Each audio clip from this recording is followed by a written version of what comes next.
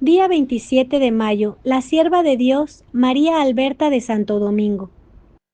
Nació esta sierva de Dios en Urús, pueblo pequeño de la provincia de Gerona y diócesis de Urgel, el 17 de abril de 1657. Fueron sus padres Ramón Arajol, doctor en medicina, y María Espernay, poniéndola por nombre cuando la bautizaron Victoria María. Se crió en Puigcerdá, en tiempos bastante calamitosos por encontrarse el país en guerra. Sus padres se vieron precisados a evacuar su casa y los soldados entraron a saco desvalijándola por completo. Refería más tarde la sierva de Dios, recordando este hecho, que de casa de sus padres solamente se llevaron la ropita que su madre tenía hecha para ella, sacando la consecuencia que era gusto de Dios el que ella viviera en pobreza, solamente con lo preciso para subsistir. Su niñez fue toda candorosa, siendo sus juegos cosas de devoción, dominando ya en su tierna imaginación para esta época una compasión intensa hacia la pasión de nuestro Señor Jesucristo, hasta tal punto que viendo en casa de uno de sus parientes una estampa de papel que representaba la lanzada, tuvo deseos de llevársela a su casa. Conforme iba creciendo, dábanle más en rostro las cosas del mundo, buscando en su hogar los rinconcitos más apartados para meditar en la pasión del Señor. De gran mortificación le era cuando su madre la arreglaba con las galanterías del mundo, lo que se vio precisado a suprimir por no mortificarla.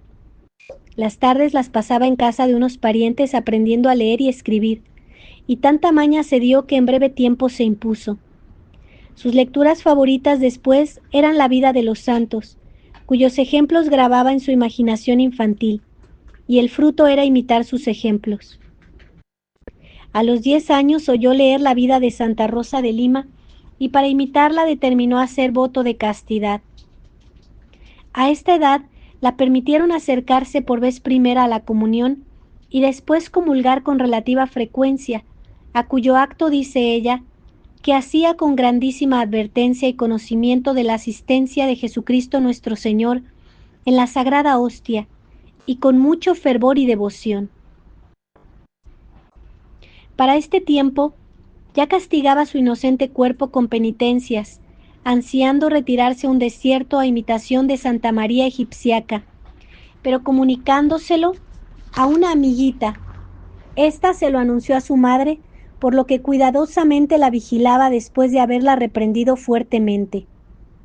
Su madre la mandaba a la escuela y el tiempo que les daban de recreo, ella se iba a la iglesia de Santo Domingo, pasando allí el tiempo dedicada a sus oraciones, a la Santísima Virgen y demás santos de su devoción.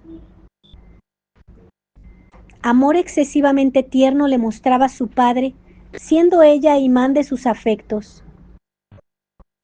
16 años contaba cuando Dios se llevó a su madre, y su padre determinó pasar a segundas nupcias, y a la vez casar a su idolatrada hija con un pariente de su nueva esposa. Realizó su padre el matrimonio, y cuando manifestó a su hija sus deseos y compromisos adquiridos, ésta le dijo que sus deseos no eran precisamente los del matrimonio, sino consagrarse a Dios en el estado religioso. Esta revelación le hizo cambiar por completo, y el amor entrañable que antes le profesaba se convirtió en odio, comenzando para la inocente joven un trabajoso camino de vejaciones y desprecios que no tenían fin. Su madrastra hacía coro a su marido y este cegado, después de haberla maltratado de obra una noche que abordó la cuestión del matrimonio con el pretendiente dicho, negándose ella a la propuesta rotundamente la arrojó de casa. Pasado el primer impulso, la permitió vivir en una casa que había sido de su madre, y como vivía sola y su padre nada le daba, atendía al sustento cotidiano con el trabajo de sus manos. La parte espiritual se la confió a los padres dominicos, llevando todo el tiempo que vivió sola una vida de rigurosa penitencia, tanto en el comer como en el dormir, y en mortificar ásperamente su cuerpo con disciplinas, cilicios y demás instrumentos de penitencias. Por esta época sufrió grave enfermedad y las tentaciones y peligros fueron aún mayores. El Señor misericordiosamente la sacó triunfante de todos ellos. Lo que más la aterró fue el peligro que tuvo de perder su pureza por la lascivia de un soldado francés, el cual quedó burlado, con la pronta huida que la casta doncella efectuó. Su vida respecto a sus prójimos en este tiempo era consolar a los pobres en el hospital, ayudar a los pecadores para salir de su lamentable estado y en ejercitarse en actos de caridad para con todos. A los 26 años de edad había llegado y visto por su padre y madrastra que nada habían podido conseguir para reducirla a que se casase, y perseveraba en su firme voluntad de ser religiosa. Convinieron en darle el consentimiento. Este permiso la llenó de regocijo y todas sus potencias las empleó en dar gracias a Dios por beneficio tanto tiempo esperado. Pretendió ser dominica, pero no alcanzándole el dinero para el dote que éstas le pedían, dirigió su petición al convento de Vic, de Carmelitas Descalzas, las cuales la admitieron. Arreglados todos sus asuntos, y habiendo cedido todos sus derechos en otra hermana menor suya, salió de Puigcerdá, acompañada de una señora de edad y de varios parientes que quisieron acompañarla. Las incidencias del viaje fueron muchas y diversas, pero vencidas todas llegaron felizmente a Vich. El 14 de octubre, víspera de la festividad de Nuestra Santa Madre, en 1683, ingresó en el convento vistiendo el hábito y tomando el nombre de María Alberta de Santo Domingo. Durante el noviciado, tuvo que pasar por diversas tribulaciones, no siendo la menor el escrúpulo que el enemigo la puso de que su vocación era de dominica y que había errado el camino. Deshecha la maraña del enemigo infernal y ateniéndose al consejo de su confesor que la testificó, que se quedara en paz en el convento, que observara puntualmente sus leyes y constituciones y que en sus dudas le escribiera para resolvérselas. Le fue devuelta la paz a su alma. Pasada la prueba, comenzó a amar su estado, a practicar sus leyes y a llevar una vida de verdadera carmelita descalza. Avesada al ejercicio santo de la oración, en todas las ocasiones buscaba por medio de ella a Dios, sobre todo cuando la tribulación pesaba sobre su alma. Cierto día que la desolación la envolvía, pidió permiso para retirarse a tener oración, y en ella se le mostró una cruz tan alta como su persona, la cual estaba bañada en sangre caliente, sintiendo su alma gozo, amor y consuelo, a vista y contacto de aquel árbol de vida, y que se le mitigaban las ansias que tenía de morir, y en su lugar, en su corazón sentía anhelos de padecer y vivir humillada y abatida bajo los pies de todos. Así pasó su noviciado y concluido realizó su profesión, tomando el velo el 15 de octubre de 1684.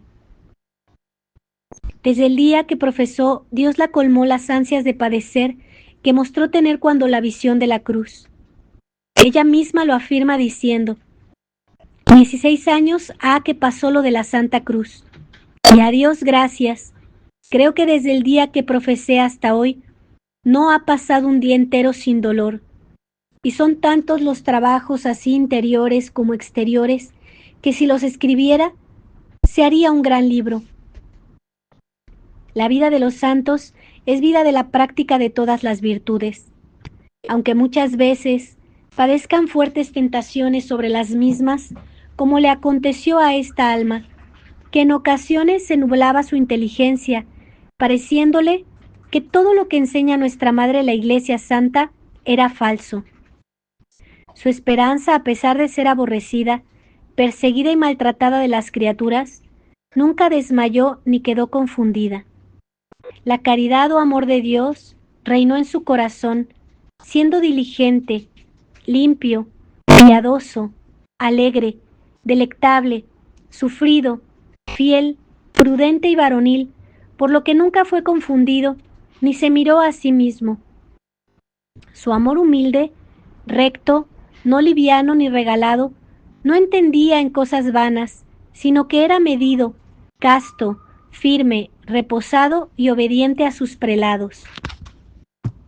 De este amor de Dios le procedía el que profesaba a sus prójimos, llenándose de compasión cuando oía algún trabajo o pena de alguno, aunque no le conociese. En cuanto a las religiosas, en especial si estaban enfermas, lo mismo de súbdita que cuando era priora, se adelantaba a su cuidado asistiéndolas en lo material y alentándolas en lo espiritual con exhortaciones propias de su fervorosa caridad. Otro objeto de su compasiva caridad eran las benditas almas del purgatorio, queriéndose convencer que exclusivamente a ella la había hecho Dios dispensadora de dichas almas, por lo que multiplicaba sus oraciones y penitencias en su favor, a fin de que cuanto antes fueran felices.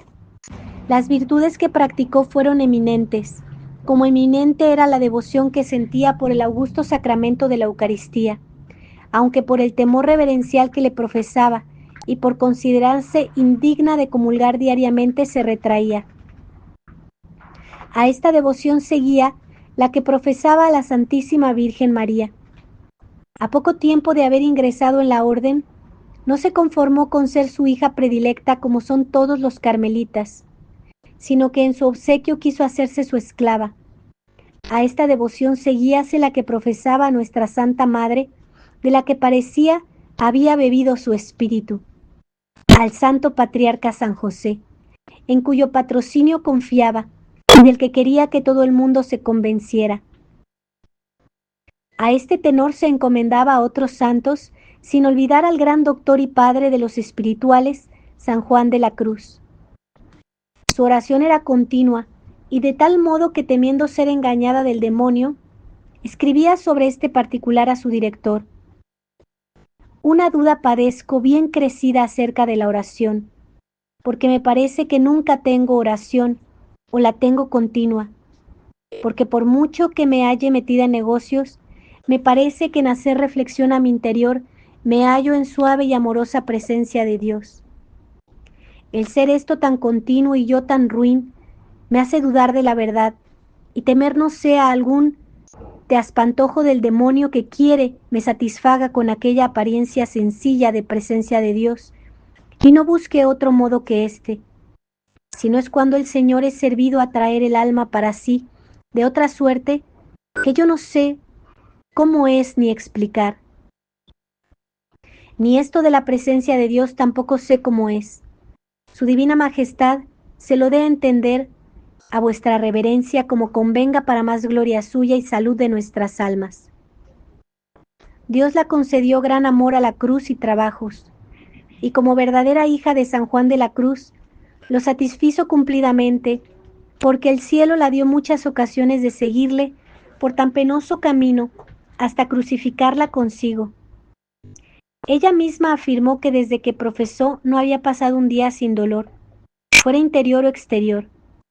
De sus penas interiores, que por serlo son más penosas, decía: Dios haga de mí lo que quisiere, que me hallo a veces con un aborrecimiento insufrible a mí misma, en medio de unas oscuridades y desamparos tan acervísimos, que parece he de morir de pena y soledad tan grande, como si en el cielo y en la tierra hubiera Dios ni criatura que pudiera valerme en nada.